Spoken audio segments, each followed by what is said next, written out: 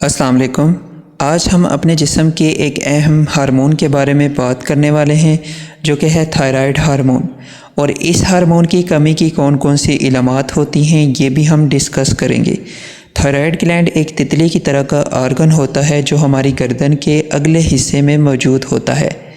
Thyroid gland thyroid hormone खारिज करता है और ज़रूरत के मुताबिक इस ग्लैंड से थायराइड हार्मोन खारिज होता रहता है।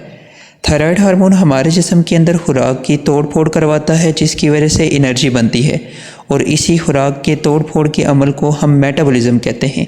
यानी थायराइड हार्मोन मेटाबॉलिज्म या मेटाबॉलिक रेट को कंट्रोल करता है जिसकी वजह से हमारे जिस्म के मुख्तलिफ आर्गन्स अच्छी तरह से काम कर पाते हैं। हमारे थायराइड ग्लैंड से दो थायराइड हार्मोन T3 और T4 रिलीज़ होते हैं। ये थायराइड ग्लैंड कंट्रोल करता है कि हमारे सेल्स की एनर्जी की ज़रूरत क्या है या हमारी बॉडी की एनर्जी की ज़रूरत क्या है और उस हिसाब से हमारे थायराइड ग्लैंड से थायराइड हार्मोन रिलीज़ होते रहते हैं। एक रिसर्च के मुताबिक पूरी दुनिया में 12% लोग अपनी ज़िंदगी के किसी न किसी हिस्से में थायराइड ग्लैंड के मसले में मुब्तला होते हैं। औरतों के अंदर थायराइड ग्लैंड से जुड़े मसाइल मर्दों के मुकाबले में 8 गुना ज़्यादा होते हैं। यानी औरतों के अंदर इस ग्लैंड से रिलेटेड बीमारियां ज़्यादा होती हैं। थायराइड डिजीज़ तब होती है जब थायराइड हार्मोन हमारे जिस्म के अंदर या तो ज़रूरत से ज़्यादा हो या बहुत कम। इस लिहाज से इस बीमारी से जुड़ी इलामात को दो ग्रुप्स में डिवाइड किया जाता है। वो लोग जिनके अंदर बहुत ज़्यादा थायराइड हार्मोन हो उस केस को हाइपरथायराइडिज्म कहते हैं और जिनके अंदर बहुत कम हो उस केस को हाइपोथायराइडिज्म कहते हैं। आज की वीडियो में हम हाइपोथायराइडिज्म यानी जिस्म के अंदर थायराइड हार्मोन की कमी की इलामात देखेंगे और अगर आप में ऐसी इलामात मौजूद हैं तो खुद से किसी नतीजे पर पहुंचने से पहले आप डॉक्टर से मशवरा ज़रूर करें। पहली इलामत है थकन यानी फटीग, क्योंकि ये हार्मोन जिस्म के अंदर एनर्जी के बैलेंस को मेंटेन रखता है। अगर इसकी कमी हो तो इंसान अपने आप को बहुत सुस्त महसूस करता है। वो इस वजह से क्योंकि जिस्म के अंदर उस तरह से खुराक की तोड़ फोड़ नहीं हो पाती जिसकी वजह से एनर्जी नहीं बनती। एक रिसर्च के मुताबिक जिन बंदों के अंदर थायराइड हार्मोन की कमी होती है वो अपने आप को सुस्त महसूस करने के साथ साथ नॉर्मल रूटीन से हटकर बहुत ज़्यादा सोते हैं। दूसरी इलामत है वेट गेन यानी वज़न का बढ़ना।